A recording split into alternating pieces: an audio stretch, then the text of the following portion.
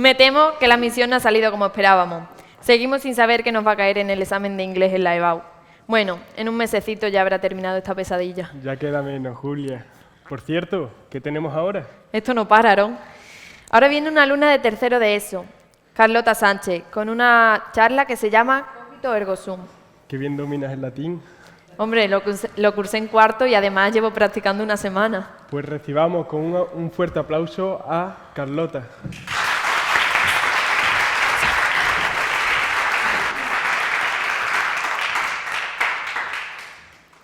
Aún puedo recordar mi primera clase en la ESO, en la que mi profesor nos pidió que aplicáramos el pensamiento crítico en clase. Tras una larga hora de profunda reflexión, le devolví mi examen en blanco, con una nota que decía: estaba pensando críticamente sobre si de verdad necesitaba responder estas preguntas. ¿No deberíamos cuestionar todo en la vida, incluidos los exámenes? Pues por gracioso o por valiente, como lo queráis llamar, me puse un 0. Al menos lo intenté y aprendí que el pensamiento crítico, pues que también necesita algo de humor. Muy buenas tardes, soy Carlota, alumna de tercero de la ESO. Y sí, tengo un pensamiento crítico.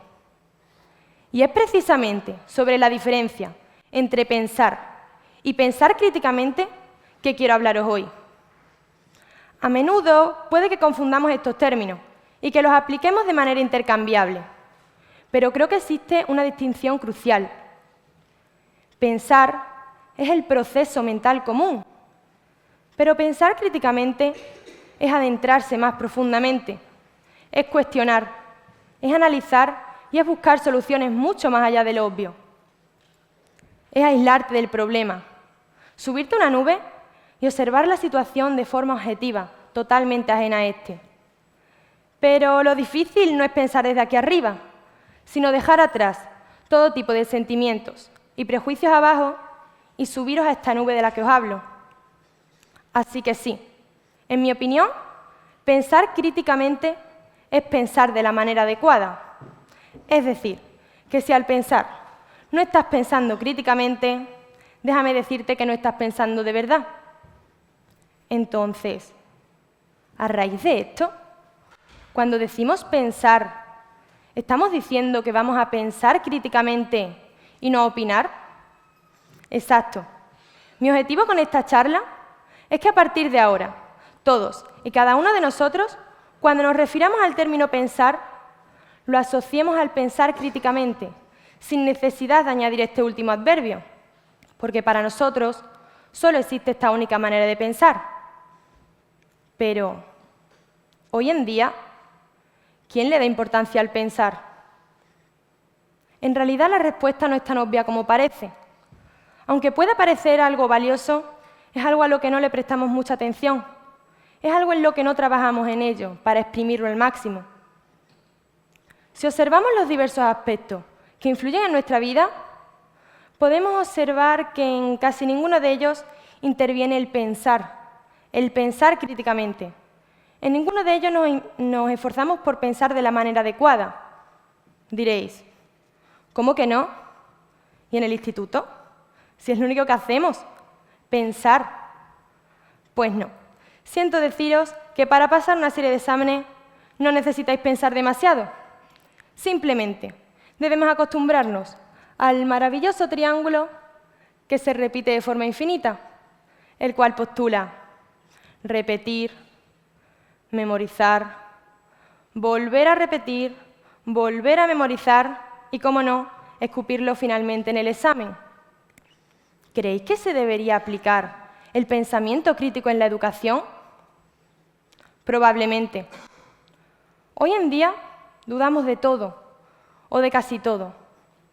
Desde la cena de anoche hasta si ese mensaje tiene doble sentido. Pero hay algo de lo que creo que no deberíamos dudar en absoluto, y es de la relación entre pensar y existir. El hecho de que alguien esté pensando demuestra que existe. En mi opinión, estos dos términos van de la mano. Uno puede existir sin pensar, pero nunca pensar sin existir. Suena sentido común, ¿verdad? Pues es que no os estoy contando absolutamente nada nuevo. Todo esto ya lo dijo Descartes en su momento, antes de que todos los que estamos hoy aquí, en este salón, pensando, existiéramos. Os sonará a casi todos la famosa frase de pienso, luego existo. Sin pensamiento crítico no eres nada. Eres absolutamente igual a una máquina. Al fin y al cabo, lo que nos diferencia de ellas es la capacidad de decisión propia, la capacidad de decidir por uno mismo.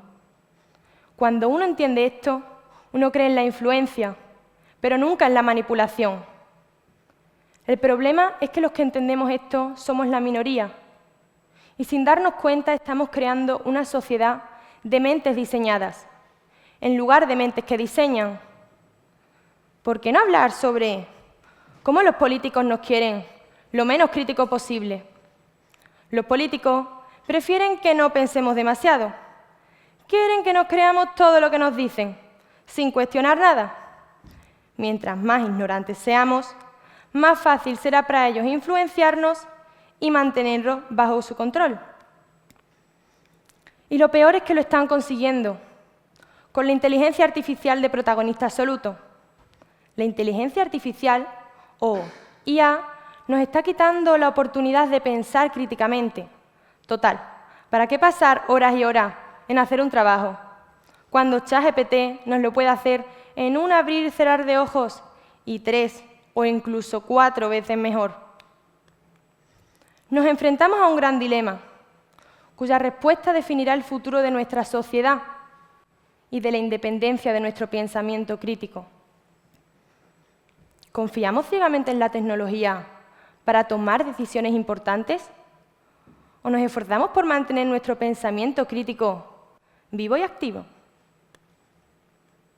A lo largo de la historia se han dado miles y miles de casos en los que el que decide experimentar, no hacer lo que la mayoría, el que decide pensar e ir a contracorriente, es el que verdaderamente triunfa.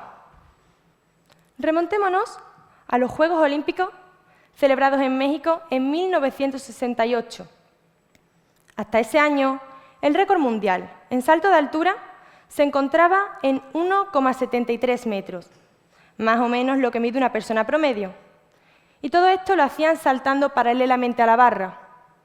Bueno, pues ese año, un atleta, al que no conocía a nadie, decidió girar, ponerse de espaldas al listón y así saltar. Y oye, pasó limpiamente los 2,24 metros de altura, superando así el récord por más de medio metro, concretamente 51 centímetros. Hoy en día, a este método se le conoce como saltar en estilo Fosbury, en honor a su autor. Y todo gracias a haber pensado al contrario que el resto. Este ejemplo es sencillamente una técnica para saltar. Pero en este caso la técnica para saltar se convirtió en una técnica para pensar. Pienses lo que pienses, piensa lo contrario. Y si no, mirad a Donald Trump, cuando en el COVID dijo que si bebías lejía, te ibas a desinfectar por dentro. Aunque bueno, creo que así no era, porque acabó con la vida de 117 personas. Mejor no nos desviemos y continuemos. Algo muy cotidiano en mi generación son las fake news, las falsas noticias, los bulos. Como dije antes, no todos le damos importancia al pensar. Y esto hace pues, que nos creamos todo lo que vemos en Internet, por el simple hecho de que lo patrocina un famoso. Todos estoy segura de que hemos dicho o escuchado alguna vez la mítica frase de «pues yo me creo esto porque el que lo dice es famoso o famosa». Dicho así, nos lo planteamos 2 veces, ¿verdad? Es el pensamiento crítico el que nos permite discernir lo que es verídico de lo que no. Nos podremos equivocar, claro que sí, todas las veces que queramos. A veces, equivocarse es muchísimo mejor que acertar. Veréis, hace poco, un profesor me preguntó, ¿y tú qué quieres estudiar? A lo que yo le respondí, pues ni idea, no lo tengo nada claro. Lo que sí tengo claro es lo que no quiero estudiar. Y ahí fue cuando él añadió y me contestó, entonces, probablemente sepas a lo que te quieres dedicar.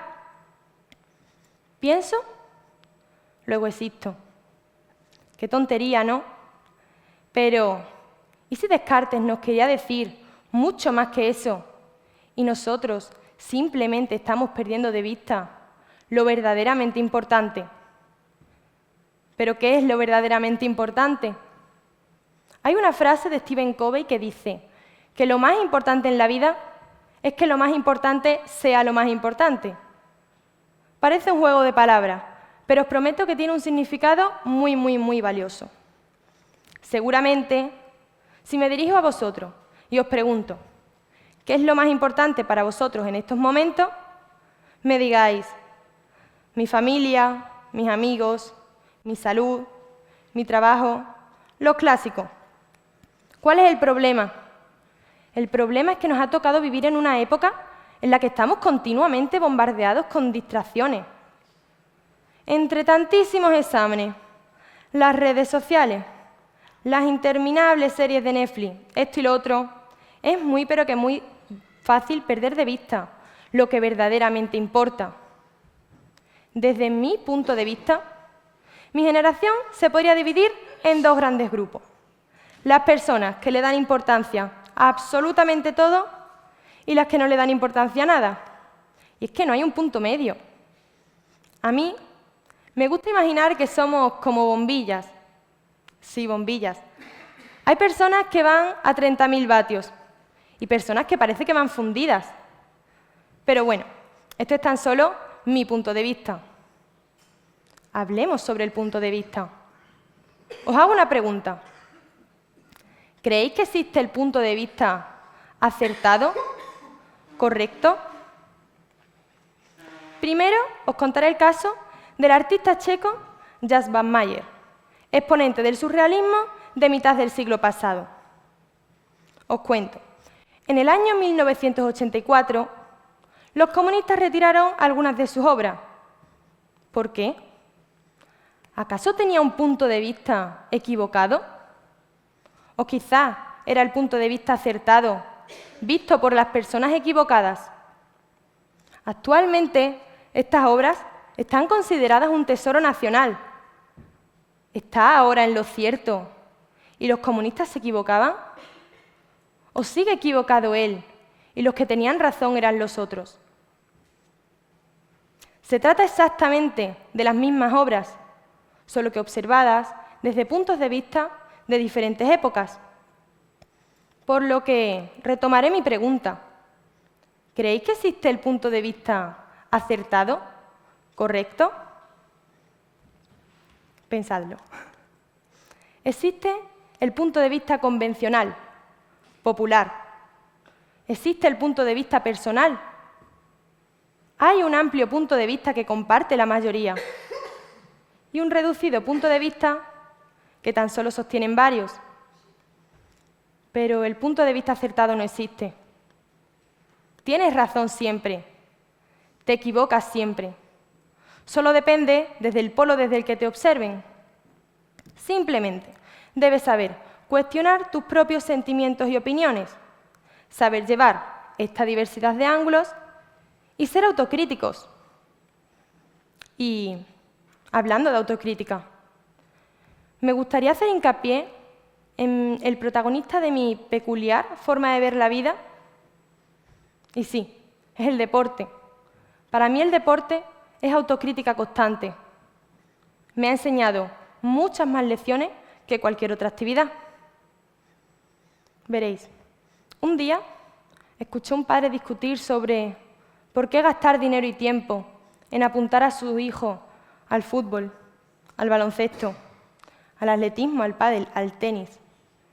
He de decir que este padre no está gastando ni dinero ni tiempo en que su hijo juegue, le dé 4 patadas a un balón y se distraiga un rato por ahí. No. Cualquier padre o madre que apunte a su hijo o hija a algún deporte está pagando para que a su hijo le enseñen a tener disciplina, a que tenga metas en la vida y no cese hasta conseguirlas, a que sea constante y a que tenga ese pequeño punto de motivación en la vida que a veces ni los padres ni los profesores saben enseñar, pero sí el deporte.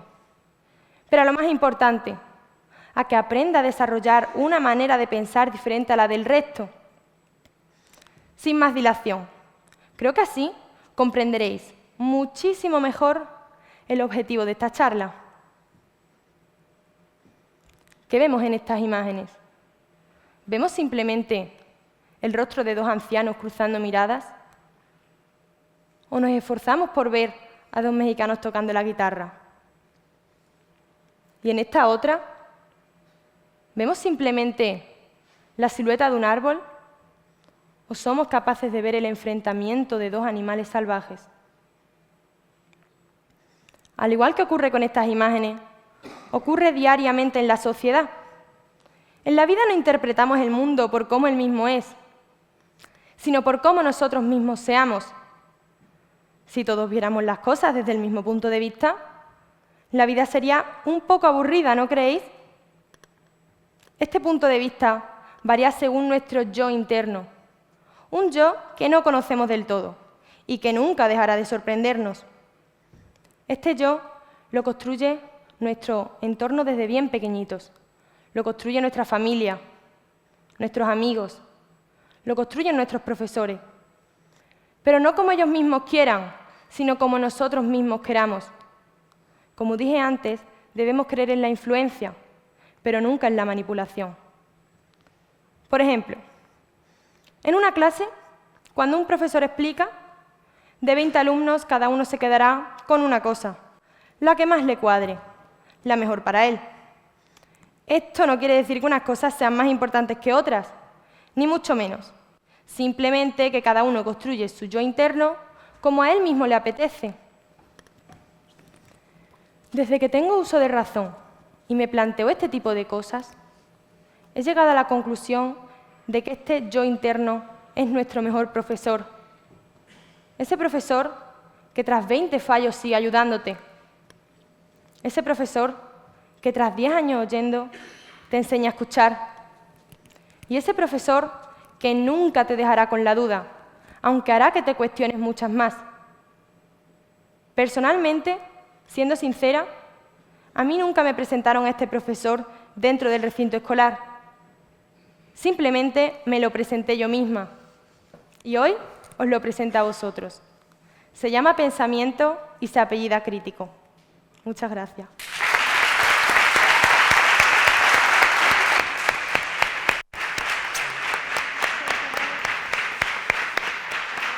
Perfecto.